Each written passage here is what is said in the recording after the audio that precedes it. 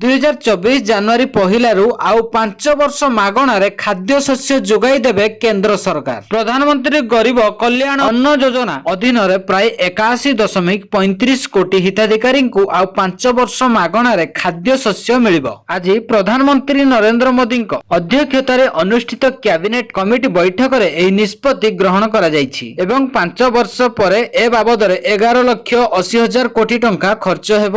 ସାରା ଦେଶରେ ରହିଥିବା 5 ଲକ୍ଷରୁ ଅଧିକ ସୁଲଭ ମୂଲ୍ୟ ଦୋକାନ ଜରିଆରେ ସବୁ ରାଜ୍ୟ ଓ କେନ୍ଦ୍ର ଶାସିତ ଅଞ୍ଚଳର ହିତାଧିକାରୀ ମାନଙ୍କ ଭିତରେ ମାଗଣା ଖାଦ୍ୟ ଶସ୍ୟ ଯଥା ଚାଉଳ ଓ ଗହମ ଓ ମିଲେଟ୍ ପହଞ୍ଚିବ ଏବଂ 1 ନେସନ 1 ରାସନ କାର୍ଡ କାର୍ଯ୍ୟକ୍ରମ ଅଧୀନରେ ହିତାଧିକାରୀ ମାନେ ଦେଶର ଯେକୌଣସି ସୁଲଭ ମୂଲ୍ୟ ଦୋକାନରୁ ମାଗଣାରେ ଖାଦ୍ୟ ଶସ୍ୟ ପାଇପାରିବେ। ଏଥିସହିତ 2024 ଜାନୁଆରୀ ପହିଲାରୁ 5 ବର୍ଷ ପାଇଁ PMGKY ଅଧୀନରେ ମାଗଣା ଖାଦ୍ୟ ଶସ୍ୟ ବଣ୍ଟନ କରାଯିବ।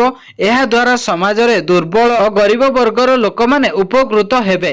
ସମସ୍ତ ହିତାଧିକାରୀଙ୍କ କଲ୍ୟାଣକୁ ଦୃଷ୍ଟିରେ ରଖି ଏବଂ ଧାର୍ଯ୍ୟ ଜନସଂଖ୍ୟା ପାଇଁ ଖାଦ୍ୟ ଶସ୍ୟର ଉପଲବ୍ଧତା ସୁଲଭତା ଓ ଯୋଗାଣ ଦୃଷ୍ଟିରୁ ଖାଦ୍ୟ ସୁରକ୍ଷାକୁ ସୁଦୃଢ଼ କରିବା ତଥା ସମସ୍ତ ରାଜ୍ୟରେ ସମାନତା ବଜାୟ ରଖିବା ପାଇଁ PMGKY ଅଧୀନରେ ମାଗଣାରେ ଖାଦ୍ୟ ଶସ୍ୟ ଯୋଗାଣକୁ 5 ବର୍ଷ ପର୍ଯ୍ୟନ୍ତ ଜାରି ରଖିବାକୁ ନିଷ୍ପତ୍ତି ନିଆଯାଇଛି। ଏବଂ ଜାଣି ରଖନ୍ତୁ କି 2020ରେ କୋଭିଡ ମହାମାରୀ ବ୍ୟାପିବା ବେଳେ ଲୋକମାନେ ଜୀବିକା ହରାଇ ଘର ଚଳିବାକୁ ଚିନ୍ତିତ ହୋଇ ପଡ଼ିଥିଲେ। ସେହି ସମୟରେ କେନ୍ଦ୍ର ସରକାର ପ୍ରଧାନମନ୍ତ୍ରୀ ଗରିବ କଲ୍ୟାଣ ଯୋଜନା ଲାଗୁ କରିଥିଲେ। ପ୍ରଥମେ ଏହି ଯୋଜନା ମହାମାରୀ ରିଲିଫ ଭାବେ ଆରମ୍ଭ ହୋଇଥିଲା। ଏଥିରେ କରାଯାଇଥିଲା କି ଜାତୀୟ ଖାଦ୍ୟ ଶସ୍ୟ ସୁରକ୍ଷା ନିୟମରେ ଦିଆଯାଉଥିବା ଶସ୍ୟ ବାଦ ଏହି ଶସ୍ୟ ଦିଆଯାଇଥିଲା ଏବଂ ସେହି ଯୋଜନାର ଅବଧି ଏକାଧିକ ଥର ବଢାଇବା ପରେ 2022 ଡିସେମ୍ବରରେ ତାହା ଶେଷ ହୋଇଥିଲା।